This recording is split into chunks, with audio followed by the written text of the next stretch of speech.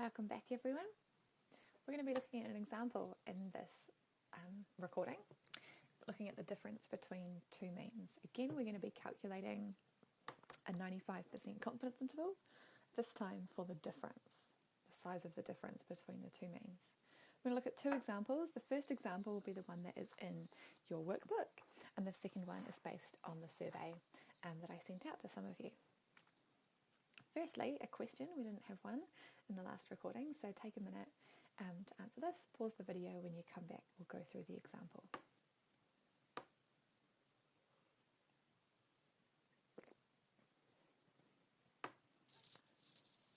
Okay, so a couple of things to recall from the very end of the last video. The relationship between sample size and confidence interval width is two things. As your sample size goes up, remember that's going to be increasing how much you know about the population. You've got more data and more to look at. It's going to be a bit clearer to you. It's going to reduce your uncertainty, and it's going to reduce your sampling error. And in that case, your confidence interval will get smaller. We've got the reverse situation here. We've got we'd hope to take a sample of 400, and our sample size is actually shrunk down to 100. So our confidence interval is going to be wider. There's going to be more uncertainty. We've got less data, less of a clear picture of what's going on, more sampling error. So we can get rid of this is an option, this is an option, and this is an option. We know it's going to be wider. How much wider? Well, remember that your margin of error is your t multiplier multiplied by the standard error of your estimate. And the standard error for a sample mean is the standard deviation over the square root of the sample size.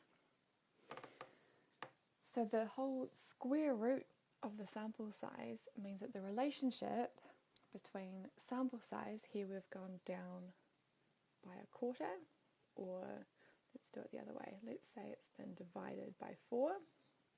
Well, it's not going to be 4 times wider. It's going to be the square root of 4, which is 2. It's going to be 2 times wider.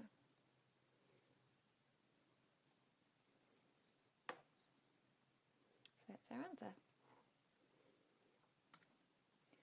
Okay, so like I mentioned at the start, we're looking at the difference between two means, calculating the confidence interval and interpreting. So here's our first example. What is the difference between the fastest speed driven by stage 1 stats male drivers and female drivers? So here is our sample data. So slightly different sample sizes for the two. What happened in this case is we sampled independently from the two separate populations. So we took a sample of females, then we took a sample of males. Remember how that was important back in bootstrapping? In Chapter 6, when we're doing norm-based confidence intervals, when we're looking at means, at numeric data, we're always assuming the data has come from two separate independent samples. So we're just assuming that that's how it works. In bootstrapping, we had that little box to tick whether it was or it wasn't. When we move into proportions, we're going to see a whole raft of different scenarios. But for means, in this context, we just assume that there have been two independent samples, which they were here. A sample of 436 females and a separate sample of 402 males. So what do you notice just from looking at the sample data? Looks like we've got a slightly higher, exaggerated, made it look ridiculous now, slightly higher median for the males, which would indicate we've got a slightly higher mean as well. And also the male data looks to be a bit more spread out. We can see the width of this box is a bit wider than that one. So more variability and slightly higher values for the males. Always a good idea when you've got data to do what we did back in Chapter 1 and to look at it and see what's going on.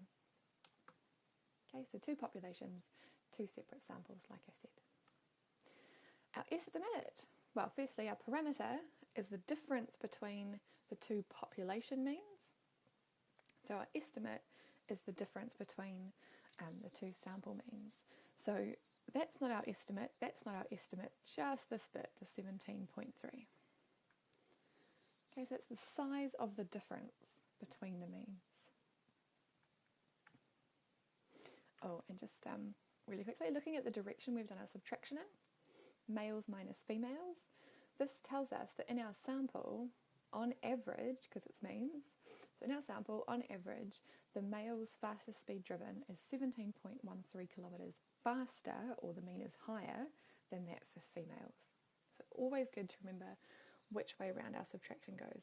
So we've got a positive number here, which tells us that males are higher than the females. That's going to help us. If we recall it right back at the start, it's going to help us when we come to doing our interpretation. Okay, so our parameter, as mentioned before, but now written out, and our estimate. Our formula, so we're replacing the word estimate with that symbol there in our equation.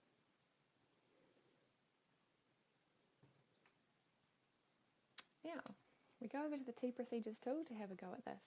And it would be a good idea at this point to have a go at doing it for yourself. So pause the video, give it a go, open up the T procedures tool, see if you can get it, work through the calculations, and then come back and see how you did. Okay, so over in the T procedures, difference between two means here. So the first mean, we're going to have to go back here, aren't we? First mean 132.84, standard deviation of 32.79, sample size of 402. Next one, sample mean 115.71, standard deviation 29.57, sample size 436. So our analysis before, we noticed the males slightly higher than the females on average and slightly more variability. So our means and our standard deviations back that up. We're leaving our confidence level at 95%. Standard error, T multiplier. So quite big samples here means we've got quite a small T multiplier. It's less than 2 this time.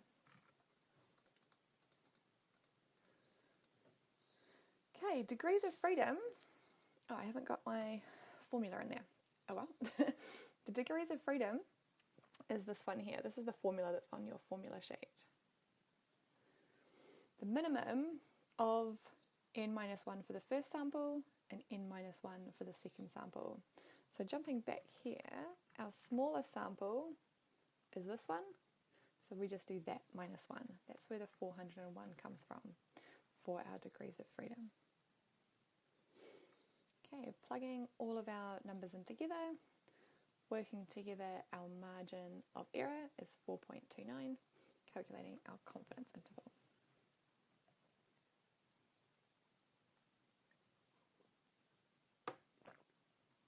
Okay, so what I've got up there is the parameter, because it's always helpful to look back at the parameter to try and write our interpretation. It's also helpful to remember that because of the direction of the subtraction, positive numbers mean that males are higher, have a higher mean than females. So have a go at writing your own. Pause the video, write it down, see how well you do, and then come back and we'll go through the answer. Okay, so hopefully you've had a go at writing it yourself. Remember, there is no one exact correct way to do this. It's just important that for every interpretation, you have those 3 key things. The language that tells you you're not 100% confident, a description of the parameter, which is why I've put it up there, so that it can help you refer to it, and also the interval itself. And interpreting confidence intervals in Chapter 6 is not really any different than interpreting confidence intervals in Chapter 5. So we've already had a lot of practice. The only thing that changes is the language, that fuzzy language. That's the only bit that changes. The rest works the same. So here's an example. So fuzzy language, we estimate for stage 1 stats drivers fastest speed driven by males is on average somewhere between 13 and 21 kilometres per hour faster than the fastest speed driven by females. Okay, you could also say that the, instead of on average, you could say the mean fastest speed driven by males is somewhere between that much and that much higher than the fastest speed driven by females. See, like, so long as you've got all the key things in there, the exact wording doesn't matter so much. Here is a alternative interpretation. You might have had a go at this one. So this is the one that we can't do for bootstrapping, because in bootstrapping our intervals are not always perfectly symmetric, but because of the way we calculate them using the chapter 6 method, we always have a margin of error because we always have a perfectly symmetric interval. So you can also describe it this way. It'd be a good idea to have a go at the reading example that is in your book. And there is something in that example that I just wanted to highlight. Okay, so I'll just jump over to, here we go, to the example itself. So it's looking at the difference on average between males and females again, but this time monthly cell phone bills, and the subtraction, the order in which the subtraction's done, just zoom in here, is males minus females. So same as before, a positive number indicates that males on average are higher than females. But when we look at what they've actually got, they've got a negative number. So a negative number indicates males are lower on average than females, or the other way to say that would be that females on average are higher than males. So with a negative number in the middle of the confidence interval as the estimate, the confidence interval itself comes out with both ends negative. Now that's not a total drama, it's not the end of the world. It just means that at this end, females are on average 42.51 higher than males, and at this end, they're 137 higher than males. And the way that it's written here is talking about the males being less than the females, but you could do it either way around. And sometimes you end up with confidence intervals where one end is negative and one end is positive. And we saw that back in chapter 5, and they're really nasty when they do that. But that means at one end, if it's negative, in this case the females are higher, and at the other end it could go up to the males being higher, and somewhere in that interval is also 0, which means they could be the same. So don't freak out if you get negative numbers in your confidence interval. It's not the end of the world. It just means you have to be really careful thinking about this right at the start. So what does positive mean? What does negative mean? Let's have a look at our example. So there are two questions here that I'm going to be combining to do my analysis. We've looked at both of these questions already in previous recordings, but now I'm going to be doing some splitting my numeric data into categories. So I want to know, what's the difference in average time spent studying for all the students who expect to get A's and for those students who expect to get B's? And you'd think if you expect to get an A, that's because you think you're quite good at this subject and you work quite hard, and if you work quite hard you get good grades, so you'd spend longer studying if you're a more diligent A-getting student. Or, I'm quite interested, it might go the other way, because maybe if you don't think you'll do as well, you think you're more of a B student, maybe in your mind is the idea that you have to work much harder to get there, so you're going to be spending more time studying. So I was curious. I genuinely do want to know the answer to this. So again, when we do our confidence interval, we're not taking into account any of the non-sampling errors. Those are just a bummer. We can't get rid of them. It's too late. I've already collected the data. I did the best that I could. We just dealt with it. So we're just working with sampling error here. So it looks like from my sample data, both are showing positive skew, which when we had all the data together, it showed positive skew as well. That outlier appears to be a person who thinks they're going to get an A. In terms of the medians and the means, slightly higher for those who expect to get A's. So let's do a confidence interval. So our parameter is the difference between the mean hours spent studying for my whole population, so all of my students, and the difference between those who expect to get A's and those who expect to get B's. So I've put a little subscript on my mu's so I know which is which. estimate, they're now X bars, and we're now talking about the sample. And I've calculated it here, 0.6-ish hours. So remembering about the direction of the subtraction, A minus B, A minus B. So a positive number, which is what I've got here, means that A's are higher than B's. And I can remind myself by jumping back to the data and having a look at it, and I can see, oh yeah, the A's are higher than the B's, because this is my estimate, it's based on the data. So in my sample, the A's on average spend 0.6 more hours studying per week than the B's. Let's build a confidence interval. So again, really good opportunity here to go and have a go at this yourself. So open up the T procedures tool. A couple of things to use. You'll need both your sample sizes back here. You'll need both the standard deviations, and obviously you'll need both the means. So all of that information is going to go into the T procedures tool. So you might want to pause just here on this screen, go and have a go calculating that confidence interval, and when you come back we'll go through it.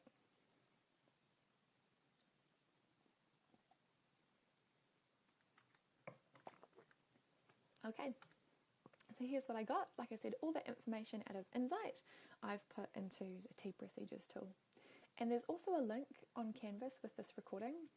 If you want to look at this data in Insight, you're more than welcome to. It's all there. There's a link to take you straight to Insight. So degrees of freedom. I take my smaller sample size and subtract 1. So my degrees of freedom is 44. T multiplier and standard error give me a margin of error of 146, and there's my confidence interval. And I sort of do a little bit of like a groan and think, oh, bummer, because my confidence interval has a negative number at one end and a positive number at the other end. And these are the worst to interpret. So remember, positive numbers mean A's are higher than B's, but at the other end, let's still do it AB. So it means that A's are lower than B's. So to interpret this, I'm going to include my fuzzy language and a proper description of my parameter, and I'm going to be saying that the mean for A's is somewhere between 0.85 hours lower and 2.08 hours higher than for the B's. It's going to be a bit gnarly. Here we go. So with the fuzzy language and a proper description of the parameter, this is what it might look like. And this might be where using a margin of error interpretation is going to be a bit easier, because we don't have to get our higher and lower worked out. So I could just say my estimate is 0.613. So I could say with 95% confidence we estimate the mean number of hours spent studying, or the difference between the mean number of hours spent studying for MA students who expect to get A's is, and those who expect to get B's, is 0.613 hours with a margin of error of plus minus 1.46. I don't know if that sounded easier in the end. Oh wow. Question. So, can we be fairly certain that students who expect to get A's study more on average than students who expect to get B's? What do you think? Well, if you're still thinking, pause the video. If you're done thinking, here's what I think. So remember that our interval, our confidence interval, is a range of plausible values. If we draw it out, minus 0.85, 2.08, and our estimate of 0.6 something sitting there. Somewhere around about here is 0. Now, we can be fairly certain, we can be 95% certain, that the true value of that parameter, the true value of the difference, is somewhere in that interval. But we don't know where. And it's actually, it could be anywhere. We can't say it's more likely to be at one end than the other. We can't say it's more likely to be near the middle. It's somewhere in there. So we don't know whether it's going to be up here, saying that A's spend more time on average, or anywhere down here, saying that A's spend less time on average. So can we be fairly certain that A's spend more time than B's? No, we can't, because we don't know where in that interval the true value of the parameter really lies. Another question. So this one here, interpreting a confidence interval where both ends are negative. It's a confidence interval for the difference between two means. This is quite a tricky question, so do take your time with it. Pause the video, spend some time on each of those options, and then come back. You're going to need to remember what margin of error is, and how the confidence intervals are built. And I would recommend drawing the confidence interval out for this one so that you've got a visual to work with. All right, pause the video. When you come back, we'll go through the answer.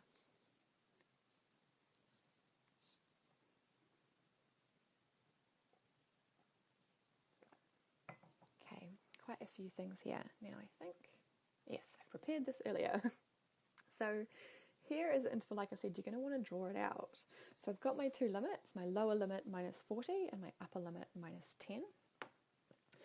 A is asking about the estimate, but I don't have that information yet. I need to work it out. So the estimate is going to be smack bang in the middle of the interval, and I know this because with T standard error confidence intervals, they're always perfectly symmetric. So it's going to be in the middle.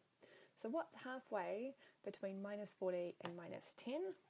Well, the easiest way to work that out is add them together and divide them by 2, and yes, we get minus 25.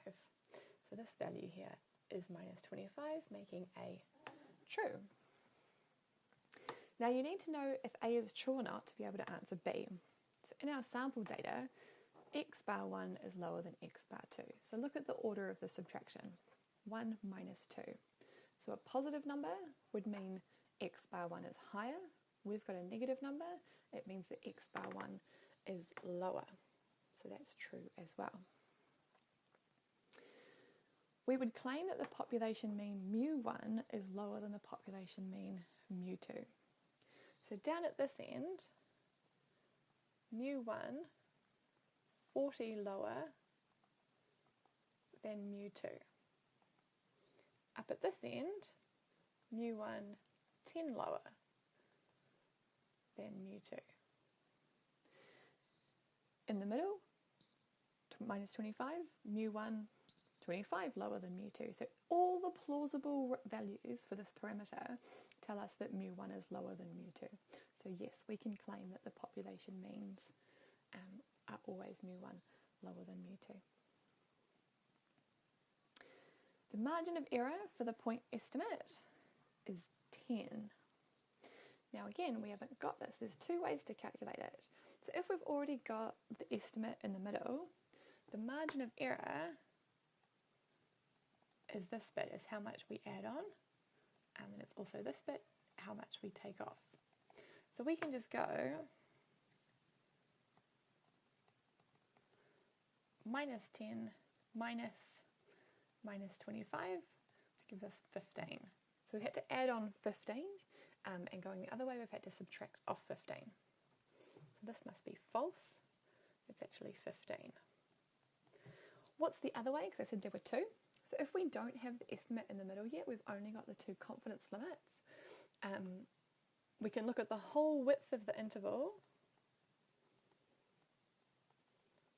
and divide that by 2. So the whole width is from minus 10 minus 40 divided by 2, which is 30, which is 15. So the margin of error is the distance from the estimate to either the upper limit or the lower limit. It's also half the width of the whole interval. If that's our false one, E must be true, but let's think about why. 99% confidence interval compared to a 95% confidence interval. So if you widen the search, you're going to be more confident that you will find the parameter. And that's what's happening here. We've widened the search, widened the interval, so we've upped our confidence level. So that's why that one is true. Oh, there's a whole bunch of writing. So hopefully we're feeling good about these two outcomes here. The final video for Chapter 6 is quite a long one, so maybe get yourself a cup of tea before you dive into it. That one's looking at differences between proportions, but we're going to really dive into what happens in different sampling situations. So I will see you back for that video.